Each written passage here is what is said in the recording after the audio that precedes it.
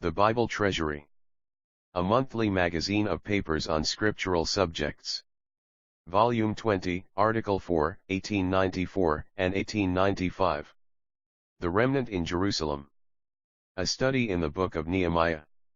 Nehemiah 12 verses 1 to 26. Here we have little to remark save that the Lord takes pleasure in recording even the names of his servants. The special object appears to connect the priests and Levites in the days of Nehemiah and Ezra at this point with those who at the first returned from the captivity, and with the intermediate generation.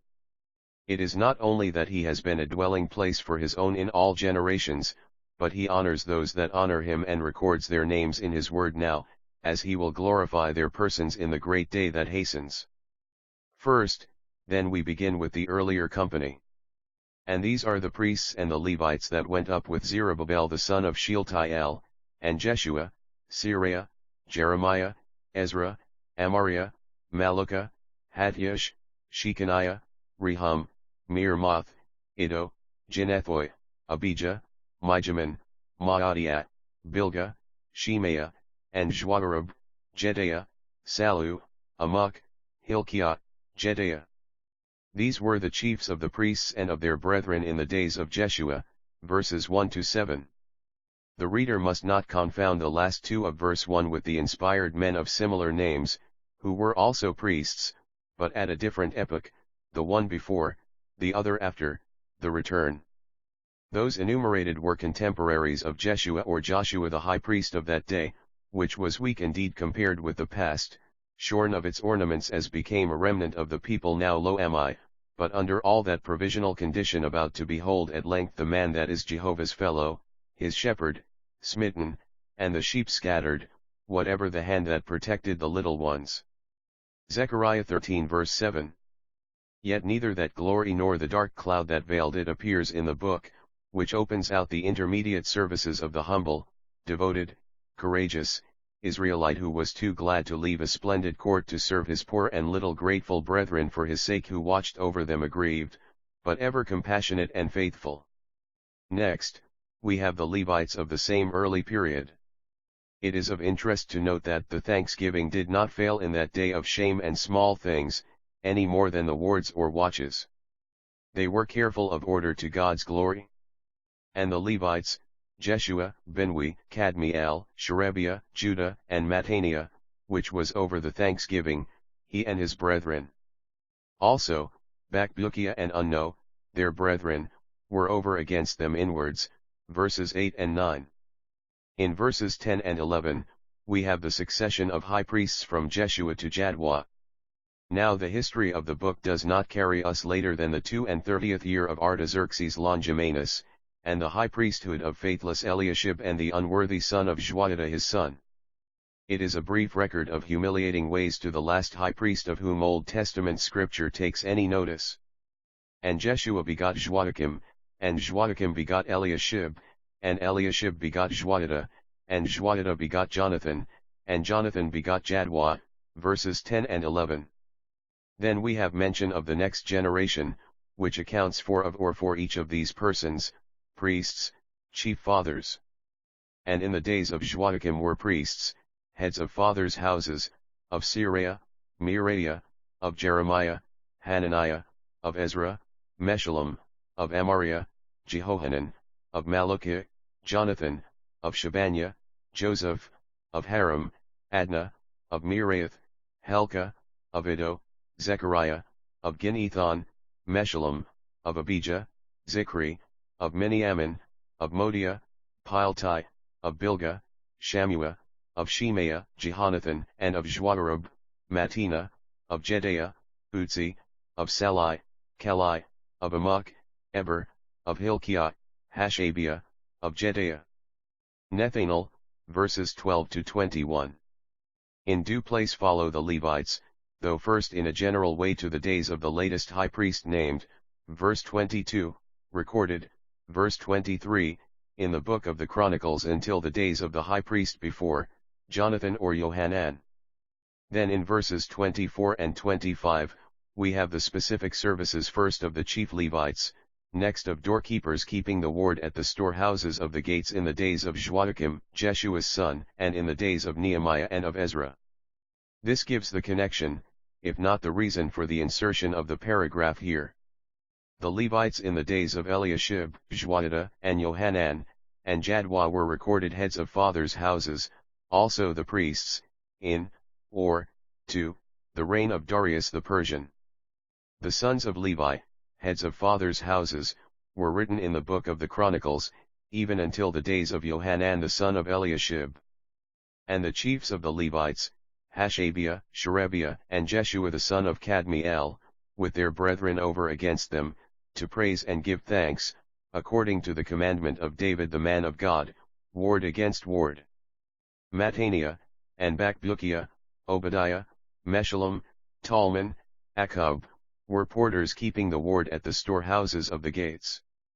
These were in the days of Joachim the son of Jeshua, the son of Josadak, and in the days of Nehemiah the governor, and of Ezra the priest the scribe, verses 22 to 26.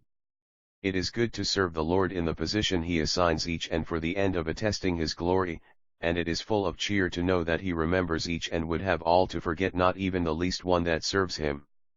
Nehemiah 12 verses 27 to 47. From verse 27 is recounted the dedication of the wall, with the thanksgivings of the remnant. It was all in keeping with the circumstances of God's people, yet what a contrast with the building of the altar on their return from Babylon in the 7th month, or the laying of the foundations of the temple in the 2nd year under Zerubbabel and Jeshua. Then too there was loud expression of joy on the people's part, but the chiefs, the ancient men who had seen the first house, wept no less loudly. Faith was feeble enough in both then, for how far were either from steadfast anticipation of his coming in the humiliation of grace, who is to fill the house with glory. Now it was feebler still, for there was nothing but gladness, both with thanksgivings and with singing, cymbals, lutes, and harps. How different will all be when a king shall reign in righteousness, and princes shall reign in judgment, and a man not a wall shall be as a hiding place from the wind, and a covert from the storm, as brooks of water in a dry place, as the shadow of a great rock in a thirsty land. The eyes that look in that day shall see Jerusalem a quiet habitation, a tent that shall not be removed, whose stakes shall never be pulled up, nor any of its cords broken. And why but that there Jehovah is to be to his own glorious, in the place of rivers of broad stream, wherein shall go no galley with oars, nor shall gallant ship pass thereby. For Jehovah is their judge, Jehovah their lawgiver, their king, he will save them. The afflicted city's stones shall be set in antimony, and its foundations with sapphires, its battlements will Jehovah make of rubies, its gates of carbuncles, and its borders of precious stones. Violence shall no more be heard in the land, wasting nor destruction within the borders, but Jerusalem shall call its walls salvation and its gates praise, no more forsaken or desolate, but called Beulah and Hephzibah, for Jehovah delighteth in it, and its land shall he married. What a change from the day when a pious son of David numbered the houses and broke them down to fortify the wall. Emmanuel there in glorious power makes the difference, for he will tread down the enemy and give effect to all suited blessing. And of the increase of his government and of peace, there shall be no end, upon the throne of David and over his kingdom to establish it and to uphold it with judgment and with righteousness from henceforth even forever. The zeal of Jehovah of hosts will perform this. But as things were for the returned, they looked for the protection of a wall like the nations, and rejoiced over what their earnest and self-denying labor had reared, before envious adversaries, and in their midst false brethren truer to the Gentile than to Israel.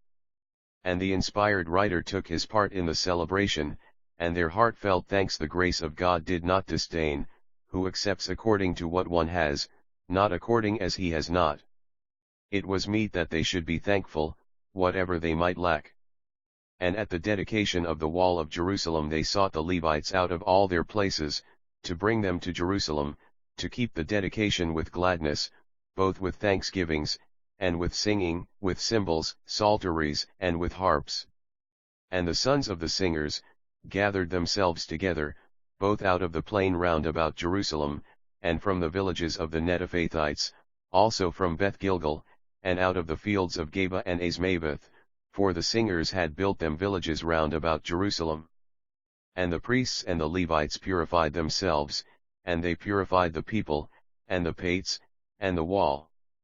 Then I brought up the princes of Judah upon the wall, and appointed 2 great companies that gave thanks and went in procession, whereof one went on the right hand upon the wall toward the dung gate.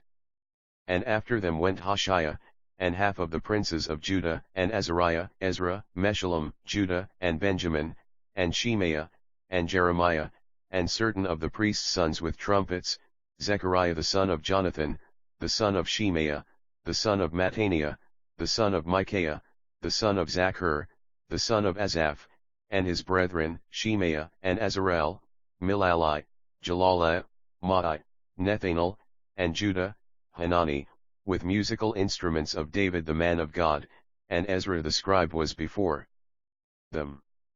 And by the fountain gate, and straight before them, they went up by the stairs of the city of David, at the going up of the wall, above the house of David, even unto the water gate eastward. And the other company of them that gave thanks went to meet them, and I after them with the half of the people, upon the wall, above the tower of the furnaces, even unto the broad wall, and above the gate of Ephraim, and by the old gate, and by the fish gate, and the tower of Hananel, and the tower of Hamiah, even unto the sheep gate, and they stood still in the gate of the guard. So stood the 2 companies of them that gave thanks in the house of God, and I and the half of the rulers with me, and the priests, Eliakim, Maaseiah, Miniamin, Micaiah, Elioenah, Zechariah, and Hananiah, with trumpets, and Maaseiah, and Shemaiah, and Eleazar, and Uzzi, and Jehohanan, and Malchijah, and Elam, and Ezer. And the singers sang loud with Jezreiah their overseer. And they offered great sacrifices that day, and rejoiced, for God had made them rejoice with great joy, and the women also and the children rejoiced, so that the joy of Jerusalem was heard even afar off. And on that day were men appointed over the chambers for the treasures, for the heave offerings, for the first fruits, and for the tithes, to gather into them, according to the fields of the cities, the portions appointed by the law for the priests and Levites, for Judah rejoiced for the priests and for the Levites that stood. And they kept the word of their God, and the word of the purification, and so did the singers and the porters, according to the commandment of David, and of Solomon his son. For in the days of David and Asaph of old there was a chief of the singers, and songs of praise and thanksgiving unto God. And all Israel in the days of Zerubbabel, and in the days of Nehemiah, gave the portions of the singers and tire porters, as every day required, and they sanctified for the Levites, and the Levites sanctified for the sons of Aaron, verses 27 to 47. The Levites and the priests were duly summoned and purified themselves. The princes, with the priests and the singers, took their due place and part, dividing into 2 companies to complete the circuit, and meet with songs and great sacrifices at the house of God, and the joy of all with women and children heard afar off. As usual, the word of God was heeded all the more according to the commandment of David and Solomon his son, verses 45 and 46. The priests and the Levites were more assiduous in their functions to the joy of the people and reaped proportionately from what was consecrated to the Levites, as the sons of Aaron did from the Levites' consecrations. When joy fails, duties are neglected, and love grows cold.